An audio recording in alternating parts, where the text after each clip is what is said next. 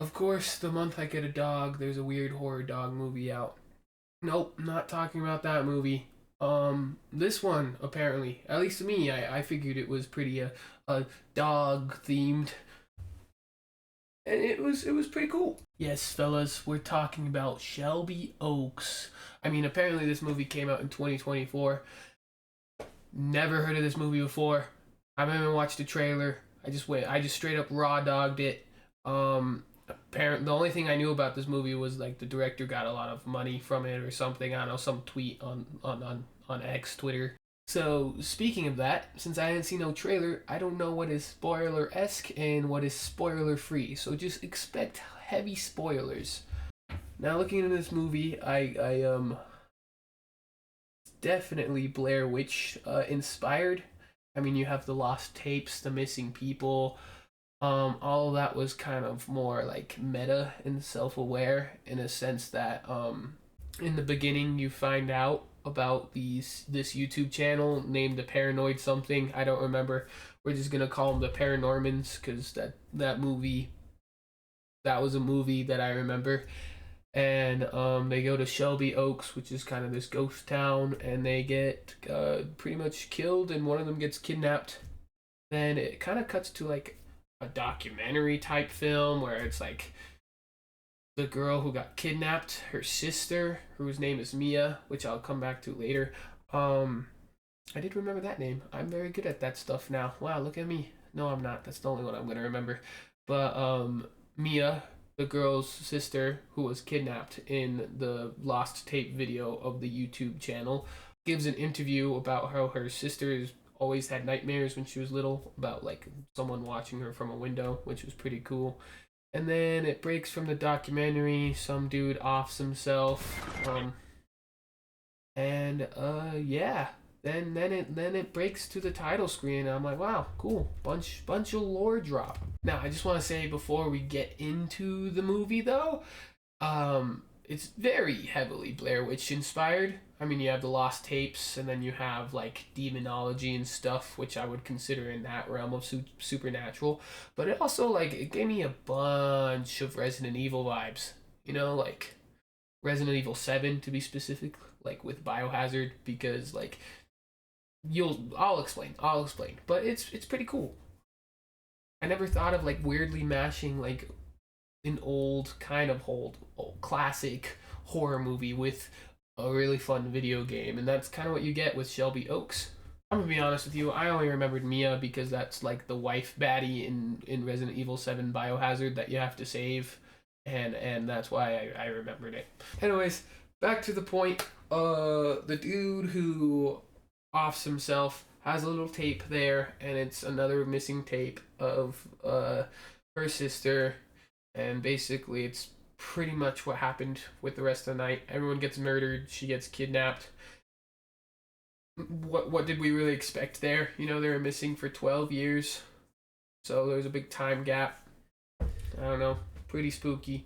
And she keeps going through these recordings, and I don't know if I'm just a dumbass or I got like the wrong prescription, but every time they were like freeze framing stuff, I'm like, what am I supposed to be looking at? You know, I was never good at the Where's Waldo like books and stuff, but like, holy crap! I'm like, is this scary? Because I can't figure it out. And then they, of course, afterwards they cut and pan to it, and I'm like, oh, there it is. I wish I was smarter. Mia finds in the tape weird demon person. Then she finds out that the dude who offed himself is actually, I think, a guy named Miles or something, or Wilson, something like that. Anyways, we're just gonna call him Wilson. Wilson was a ex-convict. He also lived in Shelby Oak. Apparently, everywhere he followed, kind of just got destroyed or ruined really fast, and that led her to believe that he was kind of like the stalker of his sister when she was little, and that's why her sister had nightmares, which is honestly pretty valid after what happens next. She also reads like a demonology book about like these hellhounds protecting an incubus demon, something like that. And in the video, the lost tape, you hear a bunch of dogs howling, which is kind of cool because you're like, oh my gosh, there's a connection there. It's a demon. you know, and there's a picture of the demon watching through a window. So there's all that connection. So you're like, obviously demon stuff is going on. Demon stuff. She ends up being like an investigative journalist now at this point, and goes to the old warden of a prison that Wilson used to serve at, as well as like a prison that her sister went to as a paranormal activity person. And she finds out that the room that her sister was scared of in the YouTube channel was the room that the Wilson guy, dude, is his name Wilson? Dude, his name is Wilson. Okay, sorry, that was throwing me off. I'm glad I did research there. But Wilson stayed at, and then he was describing about how his prison just kind of rotted ever since he got there. And then she like kind of like worked out that her sister stopped getting nightmares as soon as he went to prison, and as soon as he went out, she started getting all weird again. So, you know, all that stuff, cool connections, you get it. Yada yada yada. She ends up going to her prison herself for no reason.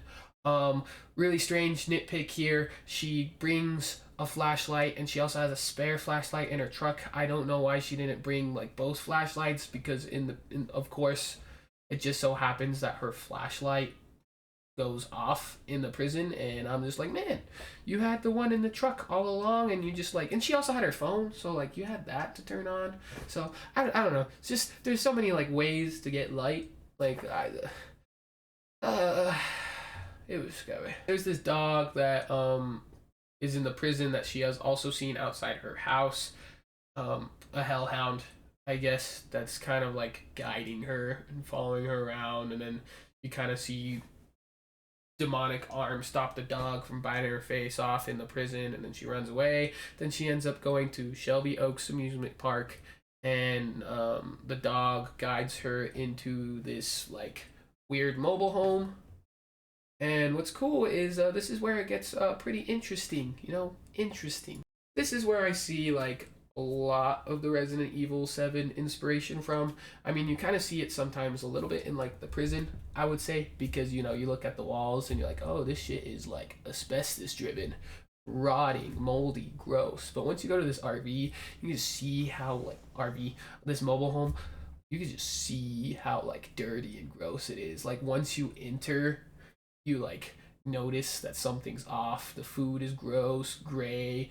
The elderly lady there is also like a crazy old like loony with weird teeth, like in Resident Evil 7 Biohazard. You know, it just gave that vibe. Anyways, back to the point. Other than that cool connection I just did there, yeah, I play video games. I'm so stupid. For some reason, Mia accepts the invitation to go into this mobile home from the old scary lady. And of course, old scary lady is a bad person, and you find out she's the mom of Wilson, and that she has a weird, creepy photo book of her sister and Wilson pretty much just like getting married, and him forcing baby on her, and also having like a bunch of like sad baby deaths, and it's just kind of gross, kind of scary, kind of creepy. I mean, all of it. Anyways, she finds her sister down in the basement, very barbarian style, very Diddy tunnel like, and once she goes down there, she helps her sister escape, but her sister doesn't want to escape without her baby, who's in the attic. So they go up to the attic, and there's like a weird cult thing, and then basically the Wilson's mom creates like a weird satanic ritual that basically pushes the weird dog demon onto Mia, the main character. And so like Wilson's mom dies there, and then Mia takes the role of being the provider for the baby, basically. So now she's the mother, the demon dog mommy of the rotting asbestos baby Resident Evil 7 biohazard baby, you know. So and then it kind of ends there, you know. Police find them. Her sister is okay until she's not, because once they get home, she tries to kill her demon baby. And then Mia's like, nah, that's my child now, fam. And then fights her, and she falls out of a window and dies. And yeah, there you have it. That's kind of the gist of the movie there. I genuinely think it was one of the more fun, scary movies I've watched lately. I mean, I think that Weapons was definitely still takes the cake when it comes to like horror movies, but I wouldn't consider that like supernatural. I know there's supernatural elements in it, but I think that Weapons has more of like it has a better storytelling aspect rather than like a supernatural aspect. At least to me, in my opinion.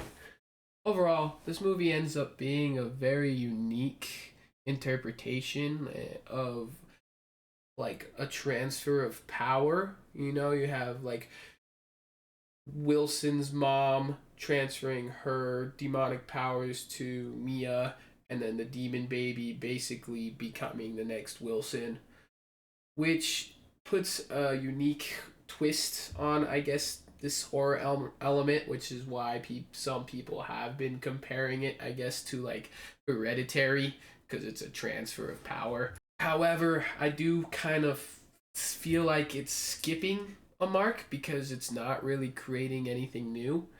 I also just don't think that the CGI really helped at all. I mean, the prison looked like it was straight out of a Phasmophobia game. The dogs looked like they were from Resident Evil 2. And yeah.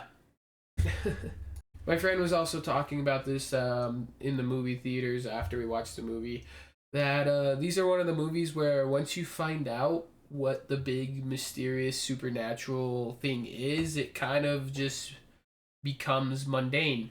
You know, it's a weird demon dog and incubus, I should say. And it's just kind of like, oh, okay, now we know what it is. It's not as scary. I don't think this movie will have a lasting effect like Blair Witch did. I mean, I don't think it did anything to break new grounds in the horror genre, but I think it applies to aspects of different horror continuities very well and creates kind of something in itself. You know, it's fun. It's still scary. I would still probably recommend it. Overall, though, if you like scary movies, if you're into the Blair Witch Project, if you liked Resident Evil 7, Biohazard, go watch Shelby Oaks in theaters right now if it's still available. And yeah, that's all I have to say. If you watch this movie, how did you feel about it? Do you think it was something great? Did you think it sucked? Let me know down below.